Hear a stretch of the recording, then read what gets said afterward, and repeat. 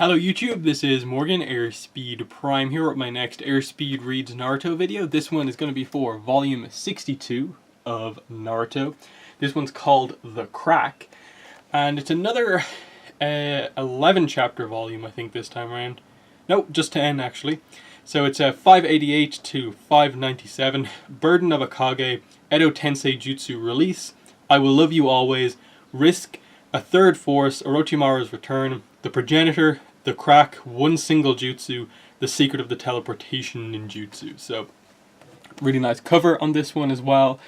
Again, continuing that Madara is a huge force in the war right now, with his perfect Susanoo, as we get to see. Guy and Kakashi get a bit of extra focus here. And then Naruto, while not in this form for a lot of this volume, is somewhat of a focus towards the end. So what we cover in this volume is mainly three key things. We cover the 5 Kage versus Madara, and more or less that coming to an end, you know, at least for now. We cover, well, not, I suppose it's the fight is continuing, but in a different way because of what Madara does. Now, then also we have, of course, Tobi, who we still don't exactly know fully who he is, but towards the end we get a sense of there's a connection to Kakashi's past, and you know they're beginning to give you an idea about who he is. So you have Kakashi, Guy, Naruto there dealing with him once the Edo Tensei, the reanimation jutsu, has been undone. And we get some solid development there with regards to the plot, like the Ten Tails comes into play. And of course the big reveal obviously is that they start to properly figure out how to handle him and his teleportation jutsu, how to actually, you know, hit him and connect with him with his, you know, how his jutsu works. Before this, the only person who's been able to harm Tobi has basically been the 4th Hokage, and that's purely down to how quick he is, that he was able to basically trick him enough that he could, you know, take advantage and, you know, hit him. Here we get to see a different version of that, using more of the mechanics of how his technique works to make it actually get a hit in. And then the other one, the big one for this volume, of course, is the continuation of Itachi Sasuke, and basically the release of the Edo Tensei jutsu with Kabuto, and more or less we get the scene of what are Itachi's last words to Sasuke, and then after that, basically what Sasuke decides to do once Suigetsu and everyone arrives and gives him the scroll. What's Sasuke's plan now after he's basically got what his brother's ideals are towards the end? So we'll go through this now.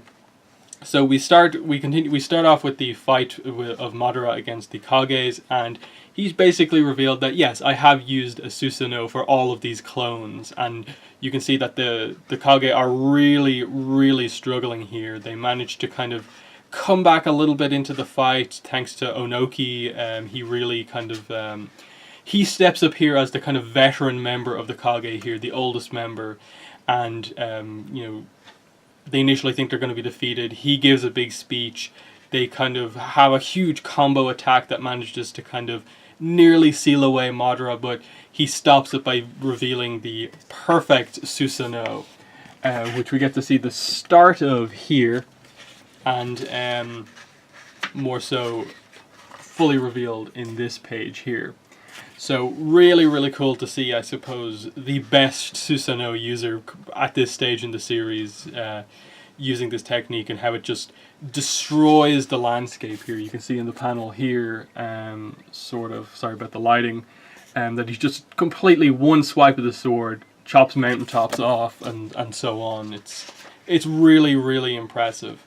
And he basically just makes a joke about how Hashirama was the only one who could ever stop me, and because he's not here, we only have to worry about reshaping the map just a little bit, because if it was the two of us, you'd have to change it a lot, just establishing that when you're that high level, you are literally shaping the landscape with how powerful you are.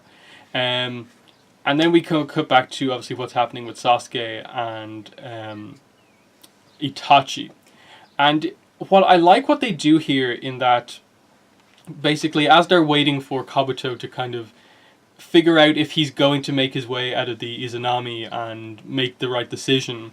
Itachi reveals that okay, he now Kabuto's in a position where he can use genjutsu on him and just learn the kind of force Kabuto to use the seals to undo the Edo Tensei. But as they're kind of talking, he's basically just about to undo the Edo Tensei. Sasuke talks about how, you know, he always adored his big brother and that he has gradually over time come to, you know, understand Itachi, and because of that, because he understands Itachi so much and adores him so much, that's why he feels the need to get revenge against Konoha, because he cares for Itachi so much that the fact that the village kind of did this, forced him to do what he had to do, that makes Sasuke kind of angrier than almost anything. And even though Itachi has no ill intent towards the village and still considers himself a member of Konoha, he still says, you know, I will still do this despite what you actually have to say. And it's just really, really kind of nice as we kind of cut to the Edo Tensei jutsu kind of fading away, and we get the idea that this is going to affect every single battlefield, but also Itachi. Itachi's going to go away now for good. It's going to affect where Naruto and Tobi is in terms of all the reanimated Jinchuriki. It's going to affect like characters like Dawn and characters, you know, powerful characters that on other battlefields they have kind of sealed away, but maybe can't fully just completely complete the separation from the Edo Tensei. And we just cut around to see all of this stuff happening, and of course Madara seems to be fading away as well. So that big battle, that's like, it looks like 5 of the key characters in the war, the Kage, are going to be defeated by Madara. Suddenly that's coming to an end as well. But we do get a quick flashback just before Itachi disappears for good. He basically shows Sasuke with his Sharingan what happened in the kind of lead up to the Uchiha clan massacre. The bits of the story that he wasn't told, because obviously the story of Itachi was told from Tobi's perspective and his involvement in it. Here Sasuke's getting Itachi's view on things, and we get the talk with Shisui just before he commits suicide, giving his other eye to Itachi and revealing that Danzo is not to be trusted, and how the third Hokage really wanted to negotiate with the Uchiha before going to any sort of extreme tactics. What else do we have here? And it's just, at the end of this, the decision comes down to Danzo coming over to Itachi and saying, you have to make a choice here. Either align with the Uchiha and be defeated, because no one's going to sit down. The Uchiha will not be able to defeat like all of Konoha, everyone who will oppose them. You will be defeated if you try to take over the Leaf Village in this coup d'etat. Or side with Konoha, save your little brother, and, you know, help us eliminate every other Uchiha clan member.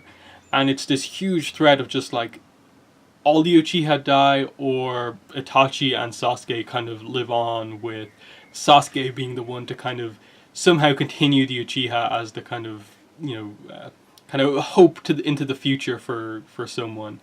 And it's just this, you know, idea that, you know, Danzo even says though that like, I have a feeling that even if Sasuke survives and you agree to do that way, that Sasuke will eventually get to a stage where he'll have to be hunted down. This obviously sort of forms Itachi's view of that he has to kind of force Sasuke into a position where he kind of becomes a hero of the village, because obviously going back many, many volumes ago, the intent of Itachi was to basically make Sasuke hate him enough that Sasuke would kill Itachi, and in killing a traitor of the village, Sasuke would become a hero of Konoha and everything would be fine going forward. There'd be a good Uchiha and everything would go right. We get Tobi's involvement in this when Itachi actually comes to seek him out and makes the deal, like, I will help you, you can assist me in killing all of the Uchiha here as long as you don't actually hurt the village. We know, of course, how exactly that goes. But the most important, the most emotional part of this reveal is how Itachi felt as he came to his parents to kill them, and how just before he actually killed them, they talk to him and basically just say, you know, we know how you feel, Itachi. Take care of Sasuke. His father says, do not fear it, you chose this path, right? Compared to you, our pain will be over in an instant. Even if our philosophies differ, I'm still proud of you. You really are a considerate child, as he's forced to kill them, of course. So that's just a really emotional one, kind of showing that Itachi went through so much on that night. Obviously the books and stuff like that go into the details of the fact that, like, he did have a romance with Izumi, and how he kind of used genjutsu to basically give her this kind of really happy kind of experience, that, like, he gave her this kind of dream world of kind of growing up with him, and living together, getting married and stuff like that, before she was killed. That's obviously in the expanded kind of novel stuff and not presented here, but it was alluded to with I think Tobi saying, his lover and stuff like that. So just that Sasuke sees that, yes, Itachi had a really, really difficult decision to make, but he did it all for Sasuke. He did it all kind of for the Uchiha clan, in that as much as he ended up killing most of the Uchiha, nearly wiping them out, fundamentally this is kind of what saves the Uchiha, because yes, as a clan they're powerful, but they are not powerful enough to just defeat everyone like this. And so it definitely is this kind of situation of that, like, Uchiha clan can continue because of Itachi's actions. And he basically just says one final thing to Sasuke before he goes: you don't ever have to forgive me, and no matter what you do from here on out, know this: I will love you always. As you get a really, really nice page here, as he kind of says goodbye to him here, and instead of touching him on the forehead, he touches his forehead to Sasuke to make it really, really, really clear that it's a very emotional moment here, as the Edo Tensei is undone, and we see that happen all across the place. The last bit that we see happening is we cut to Dawn, who's obviously Tsunade's love, who was killed in the past, and he reveals what his secret technique is: ghost transformation. And it's basically kind of astral projection type stuff. He can separate his, like, spirit from his body, possess it, and go into someone. And he basically helps to save Tsunade, whose 100 healings jutsu wears off, and she's just about to collapse and be killed by Madara. And he kind of goes into her body, not to kill her, but to actually save her this time, and speak to her just a little bit. And it's another really nice emotional moment, as he basically just says that, yes, my dream was to become Hokage, but, thanks to you, you are fulfilling my dreams. For you yourself are my dream. So it's just that it hasn't been fulfilled in the exact way, but, he's happy that Tsunade has become Hokage and kind of fulfilled, his ideas and so on. So it's kind of, we see the kiss scene there on the forehead, and it's just this really kind of nice moment, as he basically gives Tsunade, like, all of his chakra just before he leaves, and she gets the mark back, and obviously her chakra is back. Which also on the next page we get revealed. So it's just huge moments after huge moments that Madara reveals that if someone who is, like, really, really skilled is reanimated, and they know about the reanimation jutsu, all of the details about it, they can actually release themselves from the control of that reanimation jutsu, and basically kind of keep themselves alive. And it's just this kind of different release of the jutsu, that basically it's kind of like, instead of, like, him being under Kabuto's control, Kabuto's power is what's keeping him alive. He's basically released himself from Kabuto's control and is now just default kind of alive again under his own control. So huge problem here, as, like, the one person they had really hoped to get rid of with the reanimation going away has actually revealed that he's just invincible now, because the whole thing is reanimated shinobi obviously can reform themselves, have unlimited chakra, and so this is just a huge, huge problem. So Itachi has left, and that leaves Sasuke basically questioning a lot, because his brother Itachi just has left him with just this idea of he doesn't feel any ill will towards Konoha, that he in a way considered himself more a part of Konoha than the clan, and he's kind of like, what is a clan, what is a village, what is a shinobi even? And he's gone from being like, I want just vengeance against everyone, to being like, what really are these kind of connections, and like, am I thinking about these things in the right way, and so on. So it's really, really interesting position to put Sasuke in here, and just a good direction, I think, for his character to just kind of have him question some things now, rather than just being completely driven by revenge. And we're starting to see, I suppose, a different level of maturity from Sasuke here, and not just kind of being manipulated into kind of feeling these ways. But anyway, the Kage kind of prepare themselves to fight once again against Madara. This time, absolutely no limits on Madara here, as he's just under his own control. So huge issues here for everyone. But I don't think we cut back to that fight for basically the rest of the volume. Yeah, we instead cut back to where kind of Tobi is, Naruto, B, Kakashi, and Guy are. The Jinchuriki have gone away. The Gedo statue is obviously present here as well. And we get the reveal that he's basically planning, Tobi's planning to, even though he doesn't have the 8 and 9 tails in full, use the bit of the octopus tentacle that he has, use the fact that the Gold and Silver brothers have been captured, and use their elements of the chakra of the 8 and 9 tails to resurrect the 10 tails in full form. We also see that Suigetsu, Yugo arrive, and Suigetsu hands Sasuke the scroll, the all-knowing scroll, seemingly. And he is going to use this to basically... He's going to use Orochimaru's advice to know how to correctly use this scroll. And it's just this reveal that, Sasuke knows a way to get Orochimaru back. And we get a bit of an idea of, just before this happens, of this idea that Suigetsu points out that don't resurrect Orochimaru. You completely underestimate him. You were only able to defeat him because his arms were sealed away.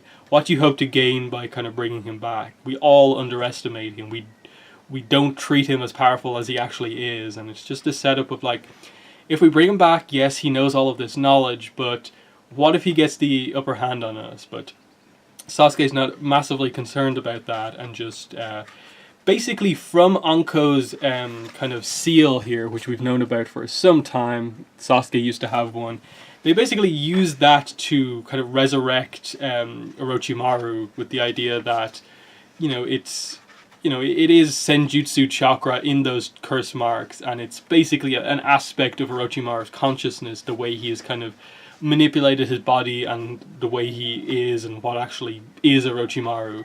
So, it's a bit weird, obviously, the explanation here, but given the fact that he can just use all these jutsus to just, switch bodies and stuff like that, it makes sense that this is a guy who just keeps himself alive in any way possible, whether that be just the energy within like a curse mark and so on.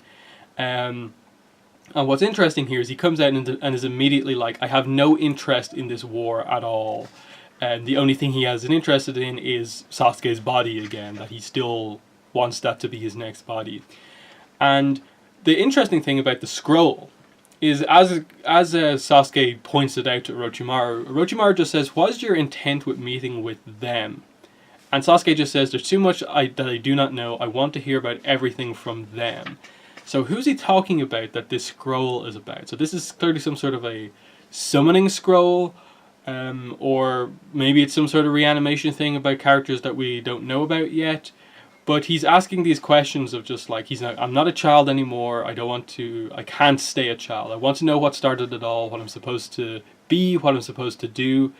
And he says, I'm not questioning my quest for vengeance itself. He says, after reuniting with Itachi, my hatred towards Konoha has grown even greater. I want to understand how even in death, Itachi could consider himself a Konoha shinobi and care about it and try to protect the village that dishonored his name. So it's this idea of like, he hates the village still, but he wants to, before he destroys the village, understand why Itachi, after having been put through so much by the village, could still care for it in that way. Why doesn't he feel the same way, basically? Who is he? Who was Itachi? What is a clan? What is the village? And so on. I want to know everything so I can finally have the answer. I need to see with my own eyes and decide what I must do with my own mind. And Orochimaru, Suigetsu, and Yugo, all of them point out that he's no longer the boy who was manipulated by Itachi or me or Tobi. That he's finally, thinking for himself and questioning some things instead of just kind of accepting almost everything being presented to him. And Orochimaru just says, the current you isn't half bad. And he just takes some of the chakra that obviously is basically the Orochimaru aspect of Kabuto, he takes that back, and they're going to go somewhere to obviously deal with the fact that Sasuke wants to meet these people, whoever they are. And then the rest of the volume is like entirely focused on Tobi, Kakashi, and Naruto and what's happening here. We get the explanation that the Ten Tails is this kind of legendary amalgamation of all of the nine tail beasts together, and its arrival is said to kind of, prompt the end of the world, basically. That's the kind of legend of it. And again, we get this idea that, even the tail beast, even Kurama and Gyuki, the Eight Tails, they all want to stop this, and so it speaks to the fact that Naruto is letting Kurama speak through him, so we get to see his voice kind of talk out of Naruto, and that's a bit of a shock for Tobi, just that this connection has been made so much that Naruto is friends with Kurama now and can actually kind of speak through them. That's obviously the thing that Tobi has never understood, that the tail beasts are more than just, weapons or power, that there are actually beings, and, caring about them is actually quite important. The fight that happens here is really, really cool because we get to see Guy use his twin fang nunchucks. We get to see Kakashi use his kamui a lot more. And it's again just the idea of the same sort of Tobi fights we've had before, of just he's able to avoid everything by phasing through it all. And we begin to get this idea of no one can touch him. The aim is to shatter his mask to kind of discover who he is in the first place, because he's talking about how he's a nobody. And Naruto has just obviously learned from the tail beasts that if you just don't consider anyone as having a name like the tail beasts, they are just, these kind of, pools of power rather than, the idea of your name actually means something. Naruto's name means a lot to him. The tail beasts have their names that are very important, given to them by the Sage of Six Paths, and so on. So this is a very kind of important part of the fight here that we get. And it starts off with the idea that this chapter is called The Crack because at the end of an engagement that involves Kamui and stuff like that, Tobi's mask does get a bit of a kind of scratch on it, which you can see just about there. And the question is obviously how did this exactly happen? Naruto went for a punch attack. The kunai that Kakashi threw, which should have done this damage, was nowhere near him at the time because he kamui'd it away. And we just start to get this idea of Kakashi figuring out what exactly happened here, and getting an idea about a potential connection he has to Tobi. And again, they've been doing the thing that they've been doing almost since Tobi's introduction. Every time Tobi and Kakashi are in a scene, they emphasize both of their eyes. Kishimoto's always done that in the art. He's always emphasized, focusing on the eye that Kakashi has that is a Sharingan, and then the fact that Tobi's mask was initially open on the other side than Kakashi's eye, and the obvious connection that they're making here as we begin to figure out what's going on here. And Kakashi, before revealing everything, tests his hypothesis by basically, during the next engagement against Tobi here, Naruto goes in for a Rasengan, Tobi phases through it, Kakashi kamui's the Rasengan away, and as Naruto phases through Tobi's shoulder just explodes, as we see in this page here. And the idea is what's happening here? How is Kakashi kamuiing these attacks away and it's still hitting him? And the idea is that Tobi's jutsu is all one type of jutsu.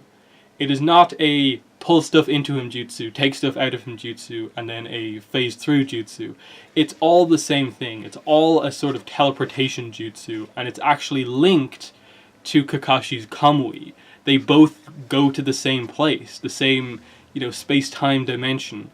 And the idea is that Tobi's not phasing through anything. He's teleporting parts of his body to the space-time dimension. And so what's happening is that in the initial attack, what happened was that he phased part of his mask away, basically half of his head away, into the other dimension. At the same time, Kakashi kumweed his kunai into that dimension, and as he was moving, the knife in the other dimension cut Tobi's mask, and so when he came out in the real world, completely fully formed, he had the scar, the crack in the mask from before. Similarly with the Rasengan attack, it hit him as his shoulder was in the other dimension at the same time as the Rasengan was in the other dimension.